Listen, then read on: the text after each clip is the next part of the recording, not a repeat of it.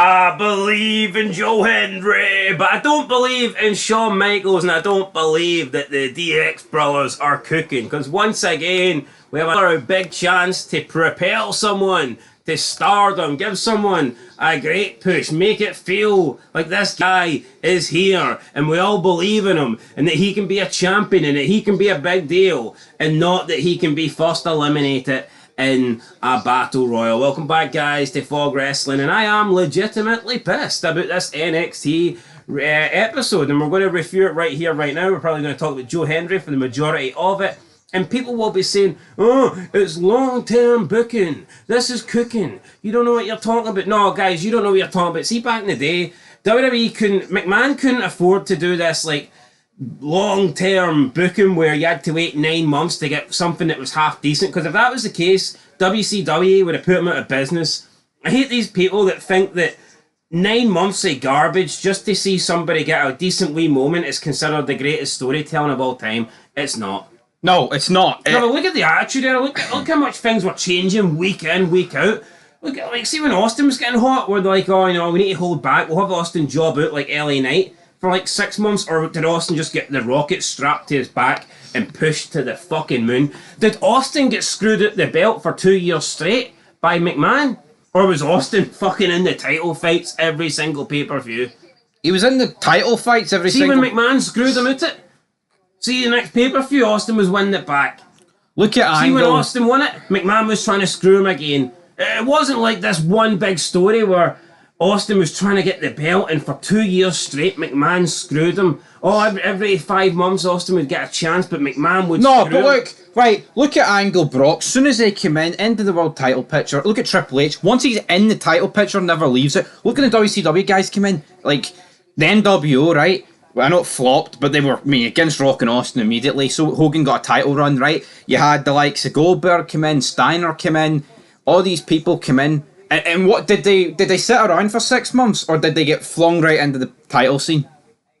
Flung right in, brother. Goldberg I guess it is orange and apples comparing fucking, those guys to Joe Hendry. No offense to Joe Hendry, but no, it doesn't bode well. Yeah, for him, but if he's on Raw or SmackDown, that's fair enough. He's on NXT. Look at the people he was sharing a ring with. A bunch of bums. What would have been the harm in giving Joe Hendry the victory here and having him take on Trick Williams? Even if he loses, what would be the harm in it? No harm at all. They allowed Jordana Grace to come in and get a shot against Roxanne Perez, but they don't do the same for someone that is actually genuinely over and popular.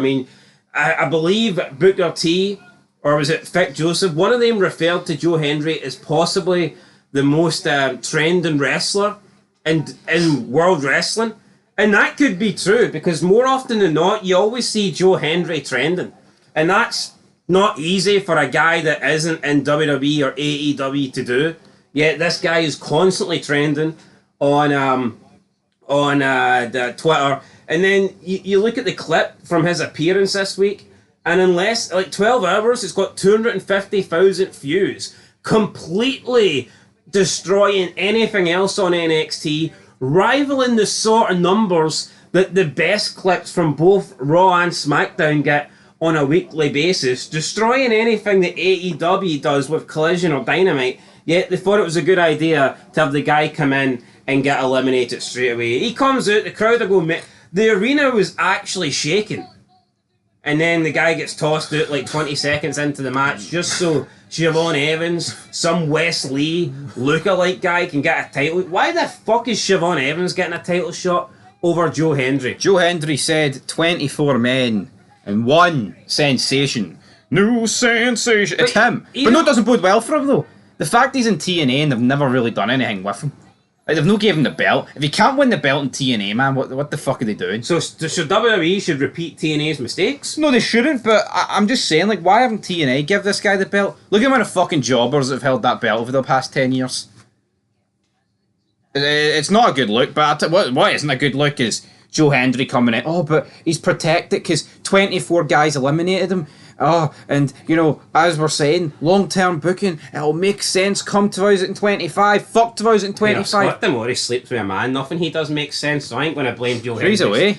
Yeah, I know, but I mean, he was there for a lot of Joe Hendry's I time. So. believe in Demore. No, but even when Joe Hendry came out and cut the pro, I mean, you were getting superstar vibes where he's saying something, he's taking a break, and the crowd. I mean, it was like almost like Rocky vibes you were getting. Yeah. Guys coming out, cutting catchphrases, getting the crowd fucking going along, making himself stand out. 24 guys, you know, like one send. That he's separating himself from the jabronis in the match, and then when he gets in the match, they all separate him and throw him out, making him look like the jabroni. But whatever, Shawn Michaels is cooking. There was a bit of a backstage interaction, and people will probably cling on to this and go, well, now you have to wait 5 years because they're going to do something else. Wait 5 fucking years? Why can't we get good shit every week? That's true, but I don't agree with the eliminations, right? See if WWE booked Breaking Bad, Jesse and Walt wouldn't have cooked for the first time until like season 4. Yeah. And Breaking Bad's actually considered a pretty slow show as well. Well, let me cook, right? Because why is Tony D getting eliminated like 7 from the end? Why is Frankie Kazarian, right? A guy that's done, and it's not like at his peak he was the man. Why is he getting down to the final 3? Why is Tyler Bate in the final 4? Fucking answer me that, riddle me that. But why is Reg Dragon fucking Lee getting eliminated third last or second last? No, what's going on? You've got I just don't get it. You've got Joe Hendry getting eliminated. Fucking bums. No, Sean Spears, Frankie Kazarian, they've had their time in the limelight. Well, say the limelight, take that away. Fucking they've loosely. had their time failing down the jobber end of the card. Joe Hendry, his clip. If they don't look at the clip he got in NXT, man, and see the fact it's on NXT, that's hindered him. See if this was on Raw or SmackDown, it would be fucking like double, triple the amount of numbers. It's because it's NXT. But I bet you Joe Hendry's clip this week's got more than any fucking Cody Rhodes clip last week. What do you want to talk about? Well, I'll tell you what I want to talk about. The winner of this match, Javon Evans. Let's move on. Incredibly boring, damn it. Don't really... I mean, it's a pretty good way to start the show. Big battle royal, but I think they got everything fucking wrong. Didn't they, like? I mean, it's Javon Evans. Do we really want to see this guy get a title shot? I mean, probably not, but Someone did comment on the Fed saying, why are you surprised? Only black guys get pushed through NXT, and I never thought anything of it. I'm thinking, well, don't know about that. But then you're looking at the 2 title matches for Heatwave, and yeah, I mean, it is 4 black men. Maybe Joe Hendry. Maybe wasn't he? Maybe he was black, he'd been in though.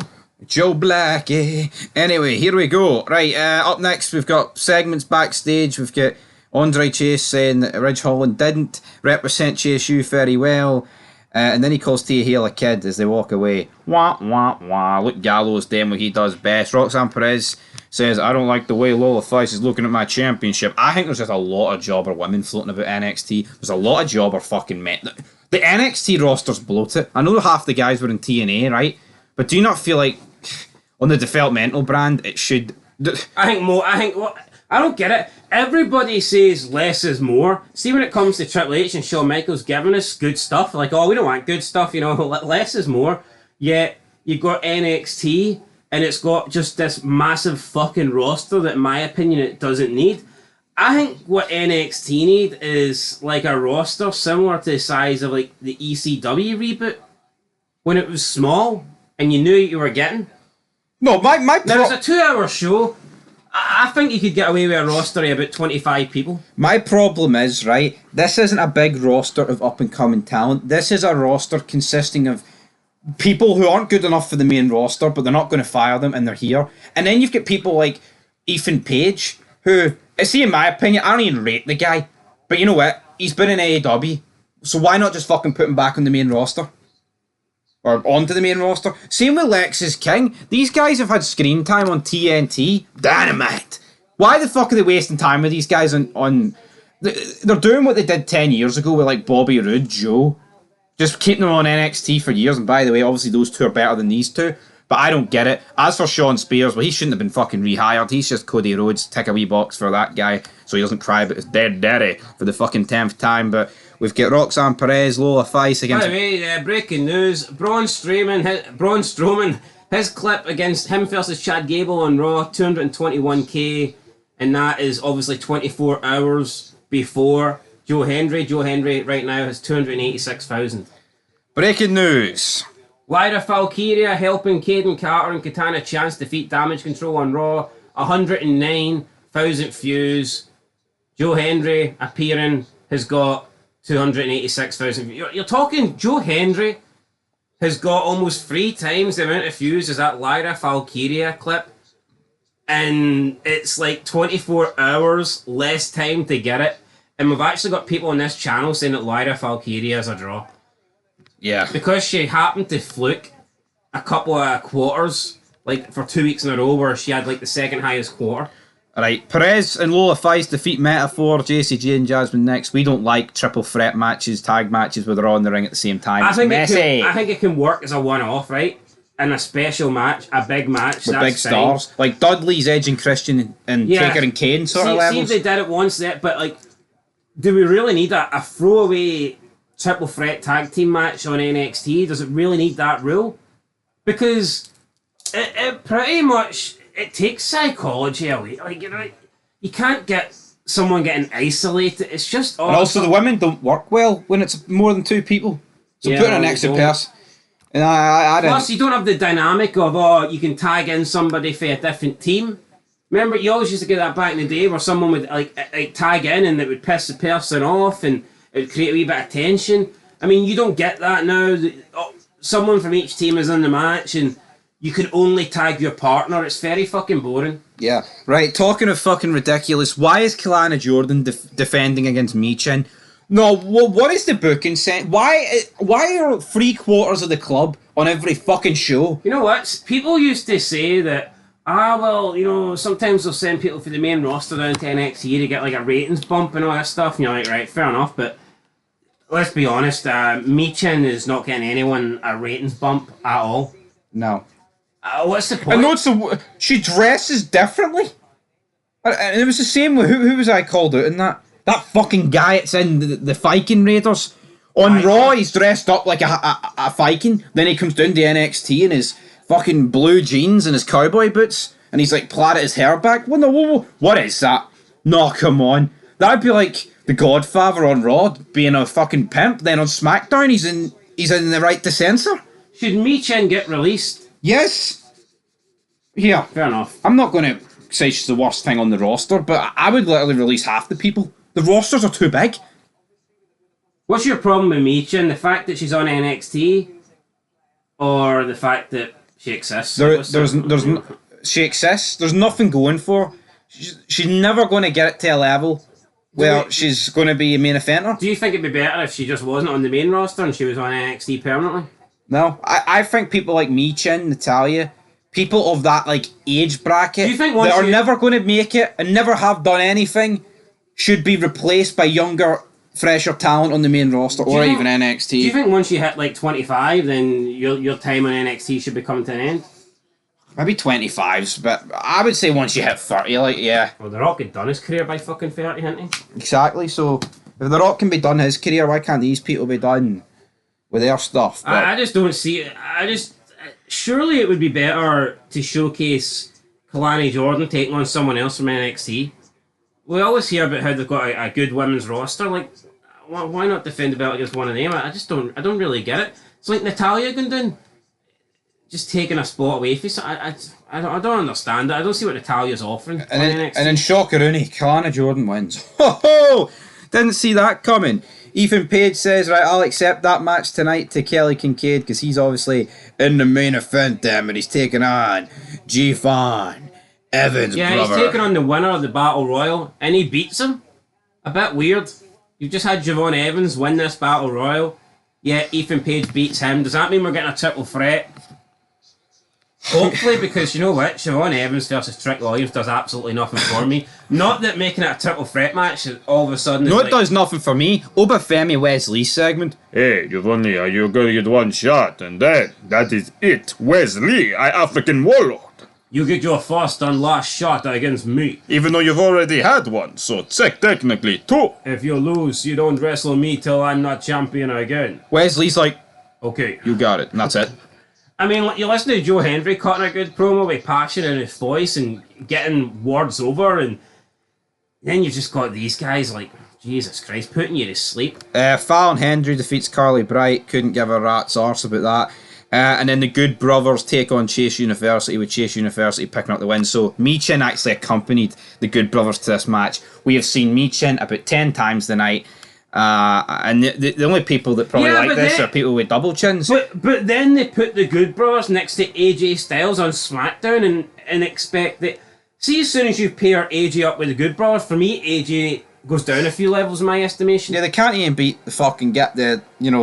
No, but normally it would be AJ's got two people with him, therefore numbers advantage. He's a bigger threat now. I think as soon as you put AJ next to the Good Brothers, he doesn't feel like a main eventer anymore. No. How can two guys that are losing to Chase University, who always fucking lose, how can they lose on NXT but then come to SmackDown and stand side by side with AJ Styles and expect to be taken seriously in the world title picture? Exactly. As we said, Ethan Page won the main event. I'm going to give this show a 2. Actually, I'm going to get a 1, actually. You know, if they booked Joe Hendry correctly, man, you could be looking at such a higher rating, but I'm going to get a 1. Yeah, I think they dropped the fucking ball. I'll get a 1 as well. I mean, it was cool to see Joe Hendry. No, what is the fucking sense, by the way, of Frankie Kazarian eliminating Joe Hendry and getting to, like, the final 3? Fucking Frankie Kazarian. We're not talking about like an AJ Styles or a Samoa Joe here. We're talking Frankie.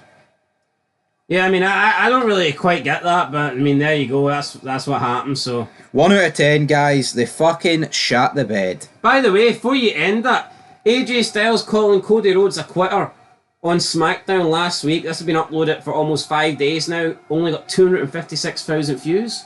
Well, there you go, Joe Hendry. Joe Hendry's smoking that. And I believe in Joe Hendry. Joe Hendry's smoking that after, what, about 16 hours? Yeah. And that's the world champ. Men's. Anyway, guys, till next time. Peace.